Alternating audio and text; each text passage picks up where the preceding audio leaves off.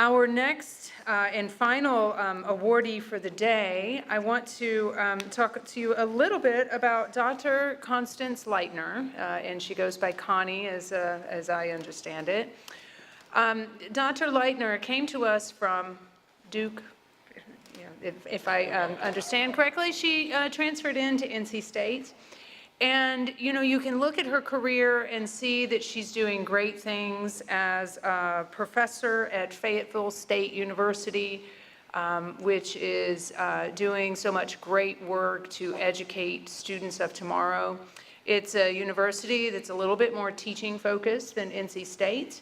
And it's a university that holds a special role in reaching more students who are underrepresented minorities or who might be first-generation college students or other kinds of things. Dr. Lightner has also been serving in leadership roles, including as, and I don't remember if the title is formal or informal, but serving basically as department head, as associate dean, in many different roles. And one of the reasons that we selected her is because she can be a role model for other students.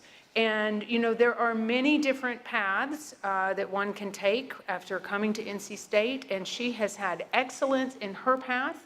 And I understand that, you know, this was not always an easy path, you know, and she did such an amazing job at persevering and getting that Ph.D. and then going on to change others' lives around her. So I invite you to recognize with me Dr. Connie Lightner. First, I'd like to thank you for nominating me and for selecting me for this prestigious award. And as she already told you guys, NC State actually wasn't my first choice. It was my best choice, but it wasn't my first one.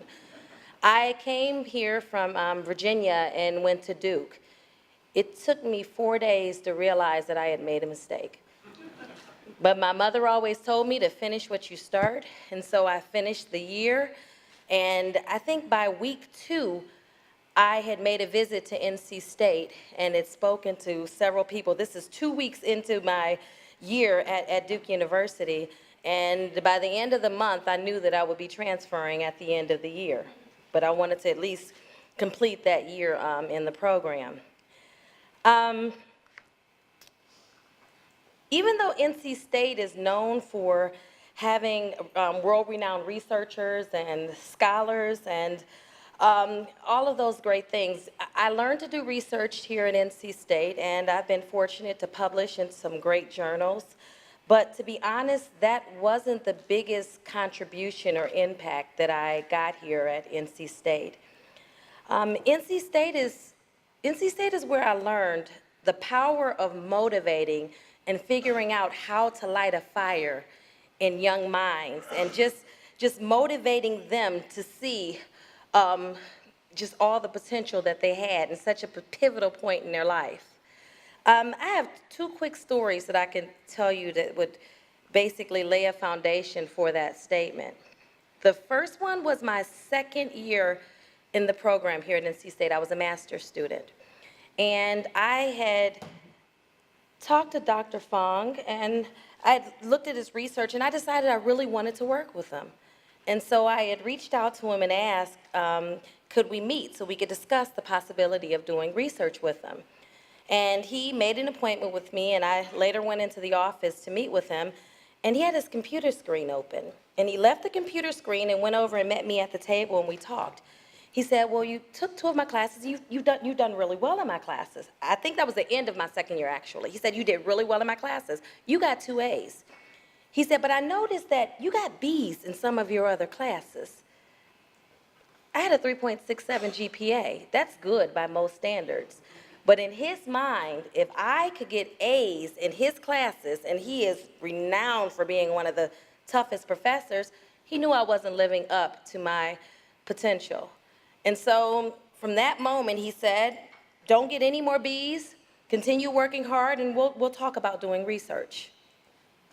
I didn't get any more B's. Second story. It was my 4th year in the program, January. beginning of the semester, and I went to him and told him that I was pregnant with my now 19-year-old son. And here's a side note. That's my greatest achievement and accomplishment in this world, but I'm gonna stick to this story. He told me that we needed to have a meeting. I was a little confused, but I agreed. Okay, we'll have a meeting. I mean, I had no idea. Why do we need a meeting? I just, just told him some information. I mean, he was just my PhD advisor. I didn't understand what we needed to talk about. I scheduled the meeting, and I came in for the meeting, and within the first 5 minutes, he asked me a few personal questions. And basically, after the questions, he had concluded that I needed to go to a teaching institution to work. And I needed to be able to have the flexibility to be a really, really good mom, but also be really effective at my job.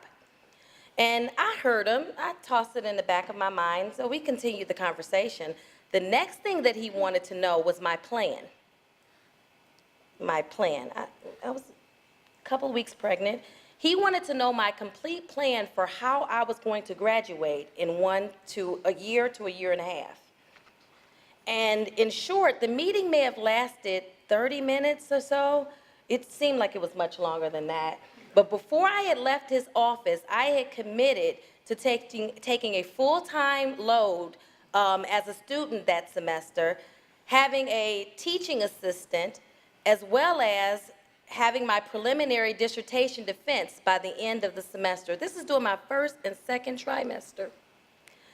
Somehow, I actually pulled it off. Weeks before delivering, I did the only thing that any responsible adult could do. PhD student, I was pregnant, weeks from delivering. I moved back home with my mom to have my kid. I needed my mom to take care of me. So I had my mom in one ear telling me that failure wasn't an option. I was gonna finish what I had started. And I had Dr. Fong in the other ear telling me that he understood the whole giving birth delivery thing, but he needed a full draft of my dissertation instead of the little chapters that I had been giving him. And so with both of them talking, I gave birth to my son at 10 o'clock a.m., August 21st, and by that evening, I had my laptop propped up on the table in the hospital, and I was propped up and I was typing. The next morning, I sent out a package overnight, and it was the full draft of my dissertation.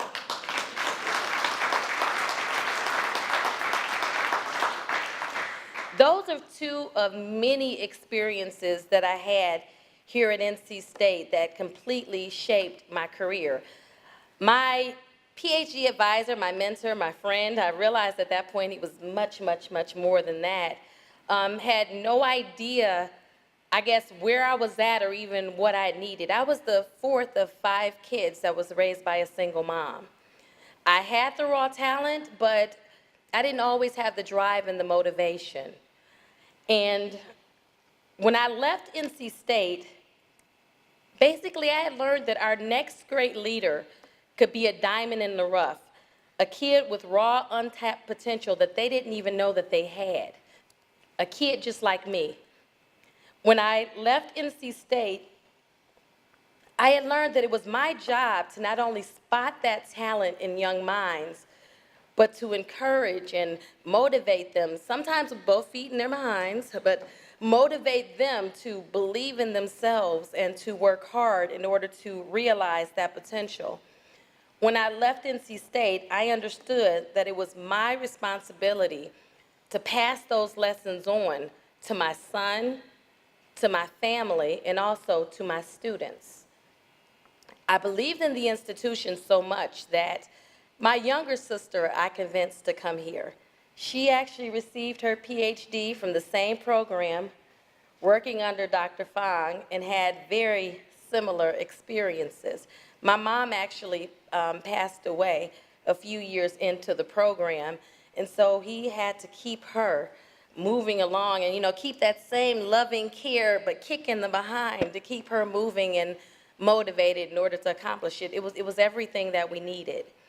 And I guess for all of those reasons, I'd like to say thank you. Thank you just for lighting that fire in me. Thank you for lighting that fire in order to have me do my best to inspire the next generation to understand that the world is so much bigger than me and that I had an obligation to do my best to pass all of the things that I got here on to everyone else. So thank you.